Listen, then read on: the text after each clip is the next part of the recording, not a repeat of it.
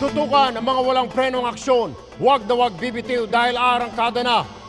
Isang barangay hall sa Bulacan, tambayan ng mga nag-aadik na mga tanod. Wala bang mga tao rin? Posibleng wala si chairman doon, wala yung mga kagawad doon sa barangay hall. At ano nga sila tumitira? Kahit anong oras, sir, basta may pira sila. Isang araw, ilang beses sa linggo. Mga 3 beses po sa isang linggo. Lagi lang sinisirado yung barangay. Kasi sila chairman wala doon. Na isang beses, nasa likod lang, walang alam yung chairman na yung mga nila tumitira na. Opisyal ng barangay at pulis, may pasultado sa tabi-tabi. Pero ano ito, tupada? Opo. Sino mga nasa likod nito? Yung si Police, si Munyusa po. Opo. Saan lugar ito? Saan lugar? Sa barracks. Lagi pag may tupada, nandiyan mismo yung polis na yun. Siya po nagpasimuno. Kaya lagi nandun. Kapag wala siya doon, walang tupada. Ginagawa yun, dyan siya, nakatayo dyan. Nakatayo lang po sa gitna. Saka siya nag-awak mismo ng pera. Ito ang takbuhan ng mamayang nasa katwiran. Tutok, Tulfo.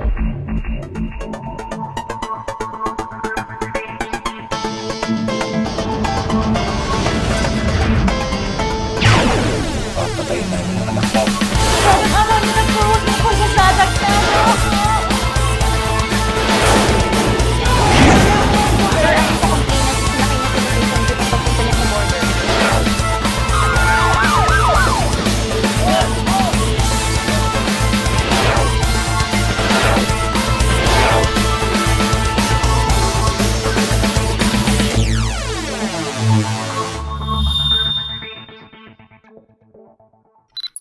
Tuwing linggo may sesyon ng mga tanod sa kanilang bulwagan.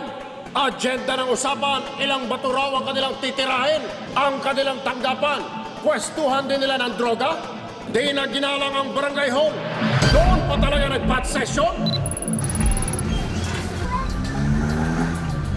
Sa bawat kaguluhan at problema sa komunidad, unang takbuhan dito ang barangay. Bukod sa mga huwarang mga pinuno rito, tagapangalaga rin ng kaayusan at katahimikan ang mga tanod. Mga tanod na re-responde araw at gabi sa mga gulo sa kanilang nasasakupan. Ngunit sa naging karanasan ni Mang Eli sa kanilang barangay, pagkadismaya, minsan kasing nagkagulo sa kanilang lugar. Meron pong nag-aaway doon sa aming lugar. Bali kami po yung inaaway ng dalawang magkakapatid. Niluso po kami. So po sa katakutan namin, niluso po yung anak ko. Ginawa ko po, doon ako dumaan sa likod ng bahay namin. Hingi po ako ng saklolo sa aming barangay tanod. Ang mga tanod na inaasahan niyang tutulong at re-responde upang umawat sa mga nag-aamok na kapitbahay, walang pakialam sa mga nangyari. Lumapit po sa akin yung hepe. Sabi niya, away, call lang pala yan magkakapit bahay Baka naman, kayo-kayo na lang yan. Tapos may nagsalita ako sa likod, may narinig po ako nagsasalita sa likod ng pinto pa. Layan, mga call lang yan, away call lang yan. Mamaya na yan, pupuntahan namin. Pero yung mga barangay tanod po, wala pong rumisponde sa bahay namin. Sa barangay Binyang 2nd sa Bukawi, Bulacan, ang mga tanod tila nasobrahan daw sa sipag. Kahit Sabado at Linggo nagpupulong daw sa kanilang opisina. Ano kaya ang mahalaga nilang pinagdidiskusyonan? Pero itong balita mo sa amin na doon sa inyo, yung mga barangay tanod ay nagsasyamu. Totoo po yan, sir. Panay po nila gamit. Paano mo nalaman ito? Paano mo nakikita mo ba? Nakakita mo ba? Nakasama mo? Lagi po nila akong pinupuntahan, sir. Okay. Ngayon, hihingian ako ng pera. Ako naghanap buhay po ako. Lagi nila akong sinasabi na tira tayo. Ilang talo dito? 3 po yun, sir. Paano sila? Saan sila tumitira naman? Sa loob ng barangay, sir. Sa loob ng barangay hall? Opo, sir. Ay sos, ibang klaseng usapan na yan Barangay Bato? At ang mga tanod na sanay peacemaker sa lugar, ang mga mismong leader ng hidden agenda sa loob ng barangay. Wala bang mga tao rin? Posibleng wala si chairman doon, wala yung mga kagawad doon sa barangay hall. At ano nga sila tumitira? Kahit anong oras, sir, basta may pira sila. Isang araw, ilang beses sa linggo. Mga 3 beses po sa isang linggo. Lagi lang sinisirado yung barangay. Sila chairman, wala doon. Isang bisis, nasa likod lang, walang alam yung chairman na yung mga ano nila tumitira na. Upang lubos na kilalanin ang mga tropang Dilat Este Tanod, tinungo namin ang Barangay Binyang 2nd sa Bukawi, Bulacan.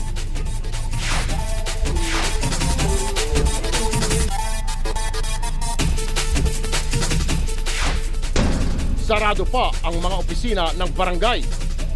Pero ang hepe ng mga tanod na si Roberto Leonardo alias Obet, early bird sa Bulwagan. Napag-alaman naming may magaganap daw na sesyon. At ang topic of the day, bato-bato sa barangay, ang sumali, huwag mag-iingay. Patay tayo dyan. Ilang sandali pa, dumating na rin ang kanyang tauhan na siyang punong abala sa mga kakailanganin sa meeting. Ang isa sa mga tanod, si Romel Del Rosario alias Pingoy. Tulad ni Obet, 4 na taon na rin siyang tanod. Saksi ang aming asset, sinimulan na ang agenda.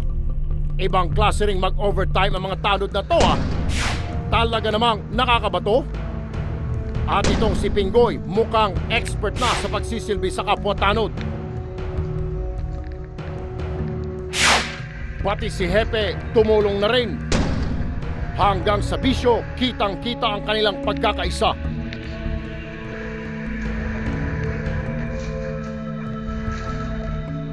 Ayan, ready to serve na ang kanilang sisinghutin. Mukhang masaya talaga ang mokong sa kanilang gawain.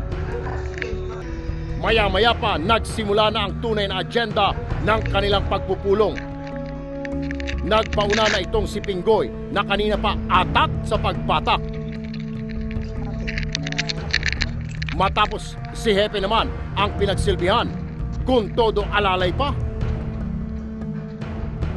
Sa mga mata ni Obet, may tama na ng droga. Ang isa naman ito, high na high sa paghagot. Bawal ang aksaya sa kanilang grupo. Kaya naman grabe makasimot. Ang lupit mo naman, bata! Matapos ang sesyon, pahinga na muna ulit ang mga kulukoy. Hindi pa riyan natatapos ang pagpaplano. Dapat ay complete attendance ang mga organizer ng Shabu session. Sa muling pagkakataon, nagpatawag pa ng isang pagpupulong ang mga dilat na tanod. May lookout pa ang pagtitipon para masigurong di sisingaw ang kanilang baho. Hindi pa man nakukumpleto ang mga miyembro ni Pingoy, nanguna na siyang tumira. 1, 2, 3. Sige sa pagbatak hanggang sa dumating na ang hinihintay nilang tanod na si Hermes Sales alias Cabo. Absent siya nung una namin silang maabutang magse-session, pero ngayon, game na game ang loko. Agad namang ipanaubayan ni Pingoy ang natitirang hain. 1, 2, 3 batak din.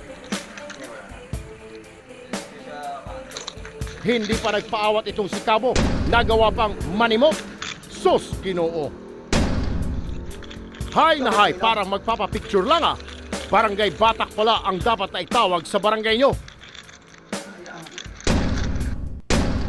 Sa kalokohan yung iyan, tiyak na may kalalagyan kayo.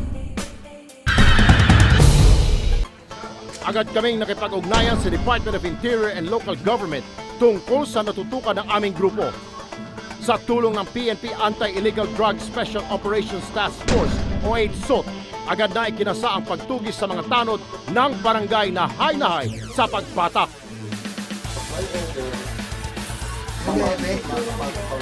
Kauli, yung rights, kailangan mapanatin yung karapatan nila.